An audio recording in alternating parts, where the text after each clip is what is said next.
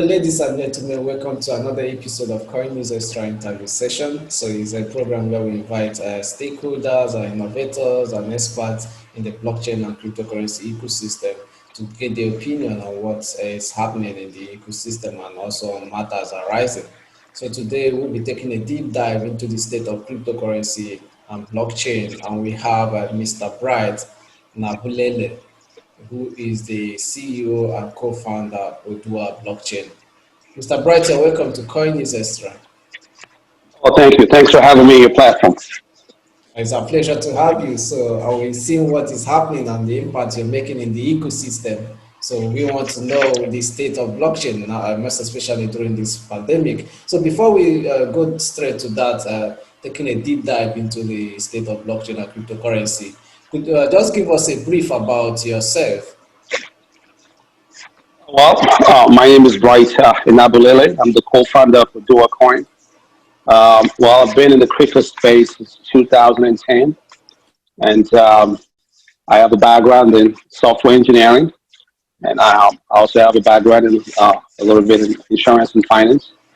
So we came up with the idea 4 years ago, looking for innovations that can uplift the minorities and see how we can impact Africa, because we understand that blockchain is a necessity, it's a solution, it's not a competition in Africa.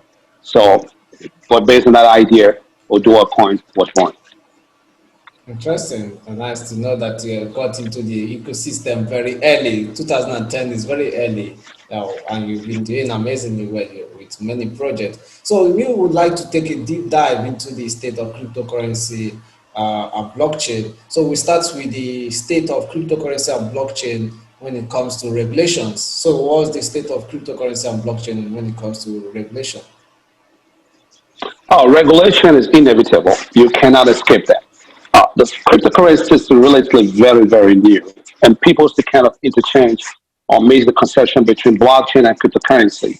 Blockchain is the technology underpinning cryptocurrency. When it comes to regulations, we have to take a very deep dive and be very patient with that, because if not, when we have that misconceptions, we get confused and we can't get nowhere. Americans started this like 3-4 years ago in 2017, started looking at how to regulate cryptocurrency. First of all, the SEC, which is the Security and Exchange Commission, came to it. The reason was to protect the consumers from fraud. A lot of companies that were supposed to engage in IPO were using cryptocurrency as a platform to raise funds, just defrauding consumers. And so the government has to put a stop on that. But up to now, we have to actually understand what is the security. What is the security? If cryptocurrency is a security, yes, it has to be regulated. 100% of the time, I think countries like Africa should focus more on tax implications first. Because you don't want to deter people, you don't want to take them away from the interest of cryptocurrency. Because they're literally very new in Africa. So a lot of people engage in cryptocurrency like Bitcoin. And Bitcoin is already in existence for the past 10 years. How do you regulate Bitcoin? You cannot regulate cryptocurrency itself. You have to regulate the business that's connected with cryptocurrency, like the exchange, the money transfer part of it, the wallet part of it. So people get confused when it comes to blockchain and cryptocurrency.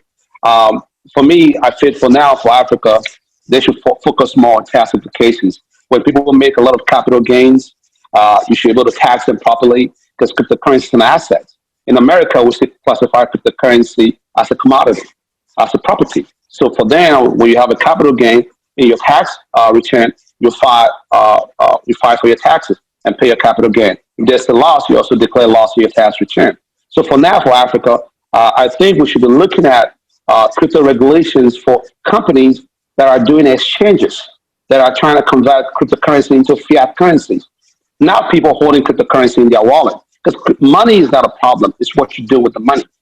That's the problem. You can use money to buy stuff. When we start using money to gamble in a casino, or opening a casino outlet, then you need to be regulated.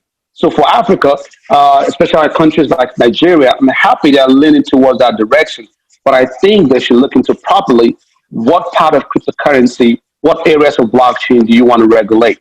Do you want to regulate the money itself, because cryptocurrency is digital money, or you want to regulate business related to cryptocurrencies, like all the blockchain setup? That's what we should be looking at in Africa.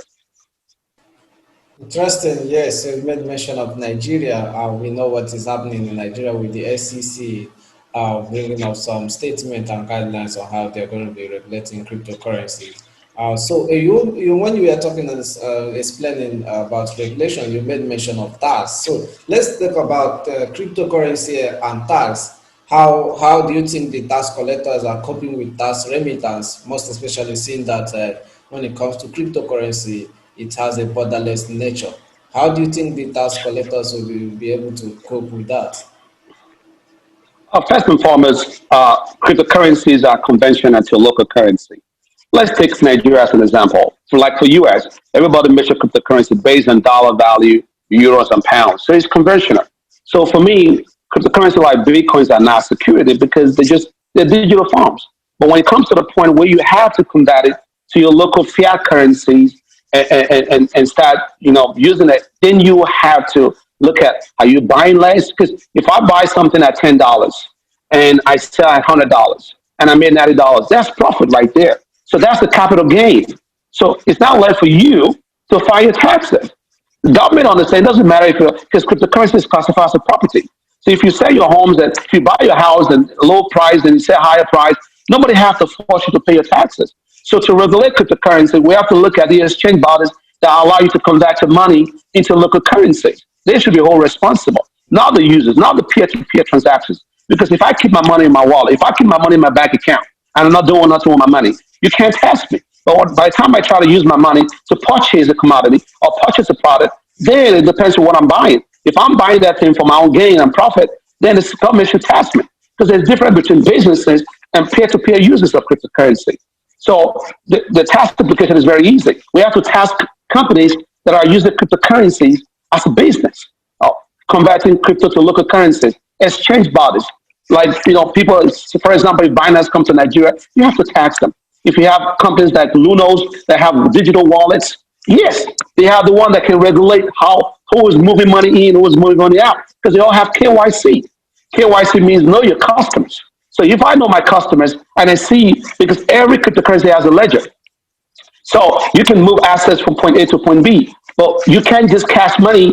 You can't just take cryptocurrency and convert it to dollar without using an exchange. So the exchange, we have to focus on how we regulate the exchange, not regulating the money itself. Because the money, you can't, the money is not a problem. It's what you do with the money. So I think countries like Africa should focus on tax applications, regulating the companies that allow you to convert your cryptocurrency like Bitcoin to local currencies like Naira or Ghana cedis or Ethiopia Bear or South African Rand. Those are the companies that have to pay their taxes. But if I buy cryptocurrency at $10 and they appreciate in my wallet to $90, I have to file my capital gain. The problem people are having today in Africa is people don't pay their taxes. So they should fix that first. If you cannot fix those local policies, why are you going to be worrying about cryptocurrencies? There are a lot of deficiencies in tax implications in Africa. So why are you jumping too much in cryptocurrency? So I think to regulate cryptocurrency, we have to focus on bodies like the exchanges that allow you to convert your cryptocurrencies to local currencies, local sovereign currencies, because they have all your information. They do all the KYC. So they should be the one that we have to hold responsible to make sure that they disclose everything that happens inside their wallet, inside their environment, because it's an ecosystem. And but the good thing about most of those things, those ledgers, they are not redundant, they're irrefutable, they're immutable. So you can always go back and do a forensic audit and trace how money is moved from point A to point B. So for people in Africa right now, we should focus more on tax applications if you're making capital gain. And for companies that are using cryptocurrency as business, they should be regulated. Interesting. You're talking about tax implications and tax remittance in Africa. You mentioned that Africa should look deep into it. So we've been able to see people are looking into CBDC, central bank digital currencies, that it will be able to help when it comes to tax in Africa. So with so many nations looking into What do you mean? What do you mean? What do you mean CBDC. CBDC digital currency? Okay. Central bank digital currencies. So many nations are looking into central bank digital currency because, for example, the naira may be running on the blockchain and it's going to be transparent and whatever transactions you do, you control Well, it. well, So, I think. Go ahead. do you think it is a move in the right direction? Oh, I don't, because cryptocurrencies are great.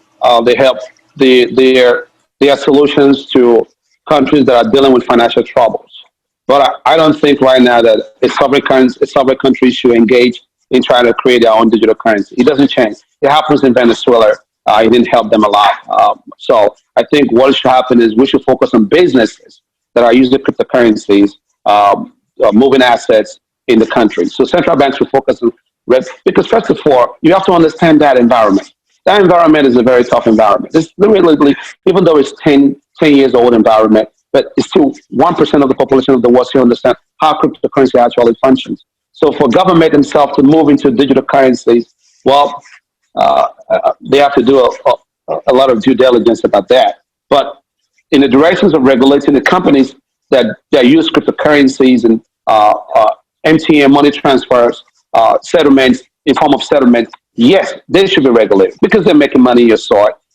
They're moving assets. There's a capital gains. Yes, they should be regulated because I don't want people to use Africa as a dumping ground. No part of the world should use any country as a dumping ground. So I think a lot of countries are going to Africa because they feel like there's a loopholes. There's no tax implications. There's no regulations, and they easily defraud the consumers. So regulation is good for companies that are coming to Africa to do ICOs and all those IEOs. This should be regulated. But companies that already exist, companies like Bitcoin, Ripple, Oduwa. Well, if we are doing money transfer, merchant settlement, yes, we should be regulated. But if people just buy your cryptocurrency, not as fundraising, but just as utility, well, you don't have to regulate that. Interesting. Thank you very much. Before we draw the curtain on today's episode of Coin News Extra, what's your closing remarks and suggestions? Well, I think even in the United States, cryptocurrency is still relatively very new. It's a different environment. For you to start talking about regulations, you have to actually engage people that's very tough in that environment. They understand how blockchain functions because there are different type of blockchains. There are fungible tokens, there are non fungible tokens, there are security coins and the non security coins. But I think Africa is moving to that direction of saying, let's regulate. I love that idea, but who you want to regulate? Because SEC is to protect the consumers, okay? So we have to regulate the business that are using cryptocurrency, not the consumers. Because the consumers, the only thing you can do with the consumer, just make sure there's tax implication on them. If there's a capital gain, that's the area we should be looking at, so that we don't deter them from using cryptocurrency. Because cryptocurrency is a solution in Africa, it's not a competition. So don't forget that. Thank you very much. Cryptocurrency is a solution in Africa, not a competition. Thank you very, very much, Mr. Bright Inabulele, for joining us today on Coin News Extra interview. Oh, it's a pleasure to be in your platform. I love what you guys are doing. Comrade comes on, knocking my door. I'm ready to jump into this interview. And because at the end of the day, we have one settlement is number one thing in cryptocurrency environment. So that's what Visa, MasterCard do. That's what Western Union do. That's what MoneyGram do. So if you're in the process of doing money transfer, you need to be regulated. I think that's the direction Africa should be heading to. Because at the end of the day, there's a lot of people in diaspora that move assets from point A to point B, and they want to use cryptocurrency. So, and that's what we're fighting for. Oduwa Pay. We want to come to Africa and allow people to use our cryptocurrency as a settlement. When we're in your soil, we start doing that exchange. Yes, we should be regulated. But just holding the coin alone, I think we should focus on that on tax implications. So there's two different topics: tax implications for the users and regulations for the business owners.